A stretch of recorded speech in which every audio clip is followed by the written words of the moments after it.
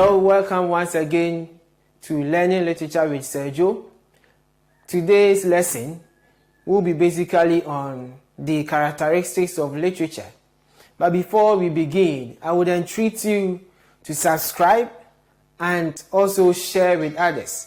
Don't forget to comment on every video of ours so that we share ideas together. In our previous lesson, we looked at characteristics or features that literary works should have.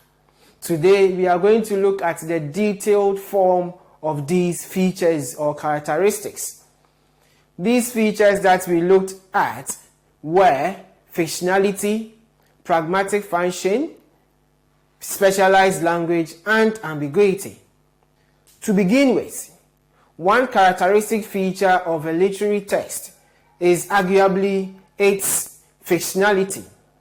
People usually agree that literary texts, even if they attempt to represent reality in some form or the other, are ultimately products of a writer's imagination, and that at least the characters' conversations are fictitious. A fictional work represents that which is born out of imagination, and non-fiction is that which represents facts. There is a subcategory of non-fiction which is termed literary non-fiction. A non-fictional text, that is a text based on facts, will include journals, magazines, articles, textbooks, essays, and even historical recordings. But to talk about literary non-fiction, they cover the aspects of literary works which purport in good faith to represent truth and accuracy regarding information, events, or people. These non-fictions will have elements of imagination which then bolster the idea of fictionality as a feature of literary works. Secondly, pragmatic function. Literary texts do have the purpose to entertain, criticize, or educate.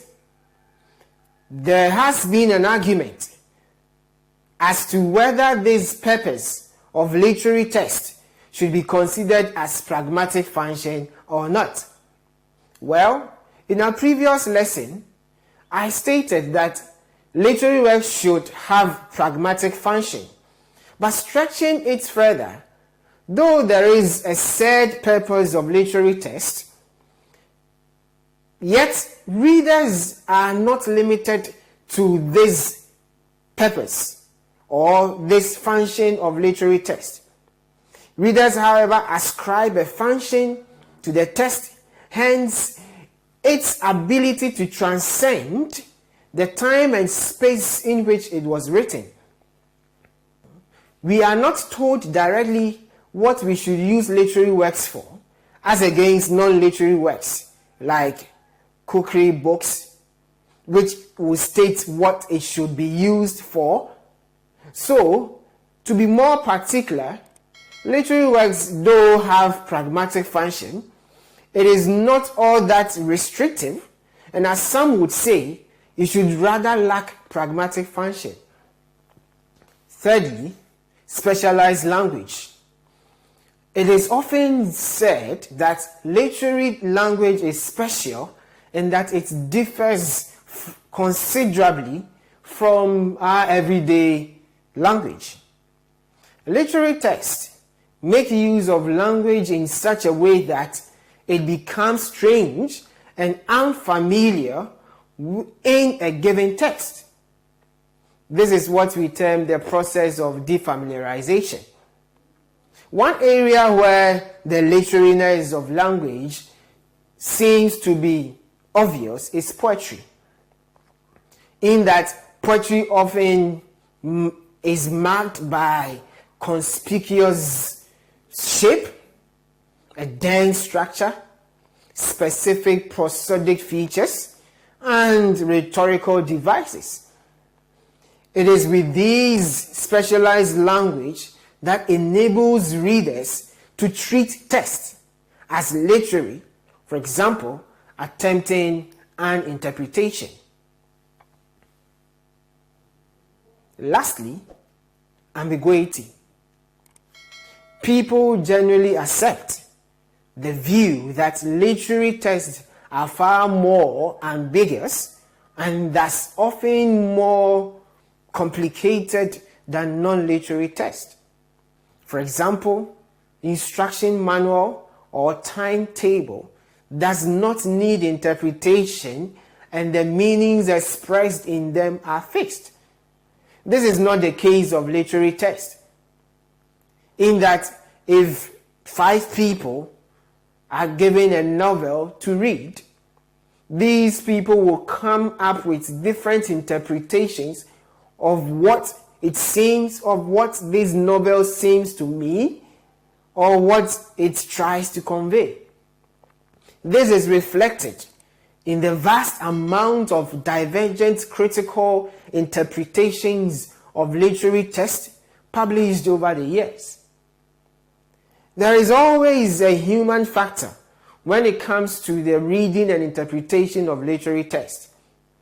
And no matter which interpretation one favors, there is always evidence in the literary text to buttress one's argument or interpretation, if only he searches or the person searches through it thoroughly. These are the specific characteristics of literary works, and as we have learned, they are fictionality, pragmatic function, specialized language, and ambiguity. Without these, you cannot specifically say that the text is a literary text, because these characteristics will give us specific information that we need when classifying literary text or when differentiating literary text from non-literary text. I am happy to let you know that today's lesson has come to an end, and I entreat you to subscribe and share with others. I will need your support by commenting on this video so that we share ideas together. Thank you.